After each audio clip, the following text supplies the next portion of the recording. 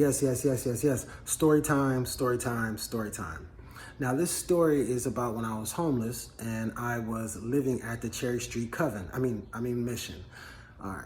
So I get to the Cherry Street Mission. We'll just call it a mission, but it's really a big ass coven of energy vampires. And check this shit out. So I get down there. When I get down there, everyone I encountered was a spiritualist or a Satanist. They had tattoos, they had satanic tattoos on them.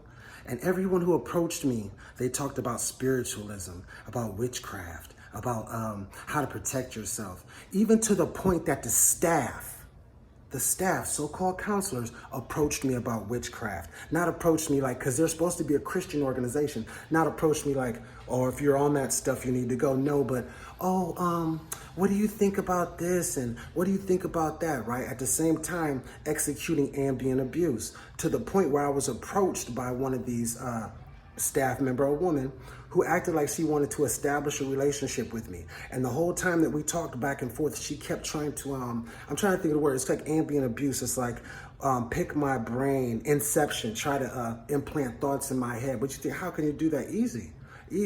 I could, if something happens to you, you explain it to me, I could say, oh, you're making, you're blowing it out of proportion. So it's subtly moving you away from what you know to be true, right? Okay, cool, boom. Now, I've watched many people flip out there. I actually, while I was there, was approached by a guy who was a dark pope of a satanic cult. Do you understand?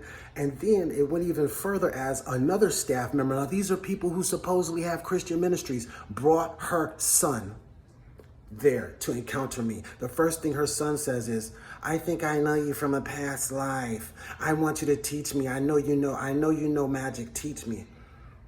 But I saw you. They didn't see me. I saw him. I was standing at the corner of the building because I would go out at 3 o'clock in the morning every morning, and I would speak my intentions into the sky as far as positive affirmations, right? And they would watch me. They would watch me to the point now they say, Chris, you can't go outside at 3 o'clock anymore. You can't go outside at 3 o'clock anymore. No, you can't. Right? So I see when I'm at 3, that's like 3:30. I see the car, the lady, she has her son. She drops her son off. The first thing, then actually after her son came, right, who was like, I guess he's trans or whatever, right? So this dude was just so bugabooish. What do you think about this? Trying to get me here, hold my tarot cards. Nigga, I don't know, fuck you mean hold your cards. Nigga, get the fuck out of here. I'm not touching that shit. I know exactly what time it is with that. You feel me? I'm not stupid, right? So then it was one person came, they acted like they all didn't know each other. But see, the funny thing about me is I see a lot of shit, but I don't let you know I see it because I enjoy watching people play their self, right? So they're involved in witchcraft. So next thing you know, it was the one dude who identifies as trans, who is the son of a person who works there, who supposedly has a ministry, right? Okay, boom. Then next thing you know, it's this other nigga who comes. He's a dark pope now. And they even went as far as to, like, I was sitting there just by myself. They all pulled up. It was the dude who identified as a trans dude, the dude who was supposed to be the dark pope, some nigga who ain't had no teeth who thinks he channeled the devil, thinks he channeled Lilith. He's Lilith, okay, in the flesh. And they're all like, yeah, this guy's a dark pope. And dude's like, touch my hand. I'm like, man, get the fuck out of here. What you mean touch your hand? Nigga, I'll smack your face. Nigga, that's the fuck I'll do. You feel me? Like, don't play with me, right? So I'm sitting there, I'm minding my business, and I'm listening to him talk. These niggas is so corny. Look, he takes and touches the one dude supposed to be the dark pope, touches the trans person's throat, right, like this, and says, you're gonna lose your voice. And this motherfucker trolling goes, can you hear me talking? Can you hear me?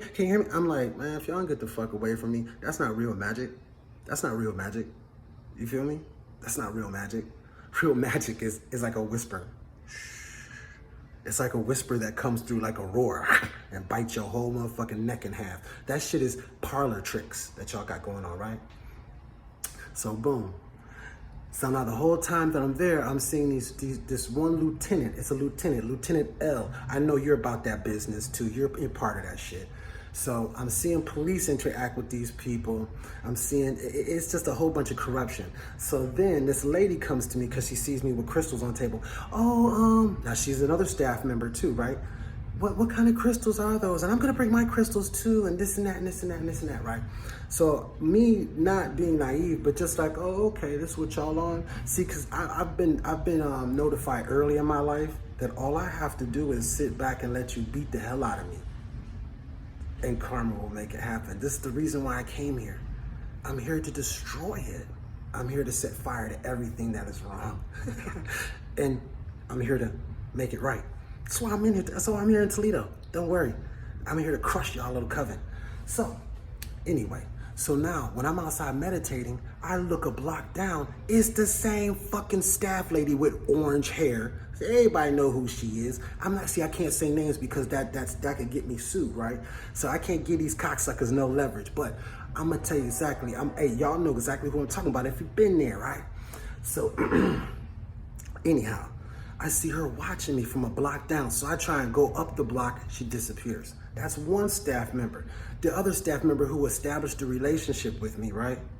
Come to find out, she's on the mental caseload. She's a fucking nutcase. How in the fuck are you a counselor that works for the Cherry Street Mission and you're fucked up in the head? Come on, bro. Come on, man. Let's talk about it, huh? Let's talk about it, huh? Listen, man, that shit is a front for money laundering. That shit is a front for some type of trafficking or something, man. Listen to what I'm telling you, man. That Cherry Street Mission ain't shit. And you know what? I don't care if you don't like it. It's the truth. Now, did I meet some good people there? I'm sure I did. But how come it is, I went all the way, if you know Toledo, if you don't know, anyway, there's a Walmart superstore that's like 10, 12 miles out. You got to catch the far bus out, right? I get out there, I'm shopping. As soon as I get out there, I see the head of the mission, his truck. Some told me, his Cadillac. Some told me, this is when he was there, he retired.